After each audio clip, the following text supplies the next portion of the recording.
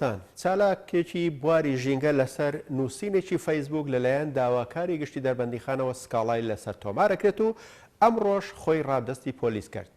سەروەر مەحەممەد پێش خۆڕادەستکردنی بە کێنێنی ڕاگەیە لە نووسینەکەیدا ڕەخنەی لە دادوەرەکان گرتووە کە نەیانتوانیوە وەکو پێویست کار لەسەر دۆسەی تاوانباران بە کوشتنی ئاژەڵ و باڵندە چێویەکان کار بکەن. دیارە لە بەرواری 23 چواری 2017 لە چیای بەرانە لە دەربەنیخان بزنێکی کێویە کوژرێ کە دوو بەچکە لە ناوسکیا بێت بە چەند کاتژمێرێک دوای ئەو تاوانە پۆستێکم لە تۆڕی کۆمەڵاتی فەیسبوک بڵاو کردەوە و دیارە لەسەر ئەو پۆستێکە بڵاوم کردێتەوە لەلایەن یەکێک لەو کەسانی کە تۆمەتبار بووە بە کوشتنی ئەو ئاژەڵە کێویە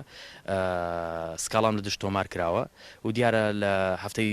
ڕابردوو من چوومە بەردەم دادگا و لەوێ دەستگیر کرام بە ڕەفتی کەفیل 1 ملیۆن دینار ئازاد کرام و دیارە لەم هەفتەیەژدا داواکاری گشتی لە دەربەنیخان سکاڵایەکی لە دژم جوڵاندووە بە تۆمەتیەوەی کە من تەشیرم بەدەسەڵاتی دادوەری کردووە لە کاتێکان مەبەستم لێی تەشیر نەبووە مەبەستم لێی دروستکردنی فشار بووە بۆ ئەو کەسانی کە ئەو تاوانیان دەرحەق بەو ئاژەڵە و بەچکەکانی کردووە ڕوبەڕووی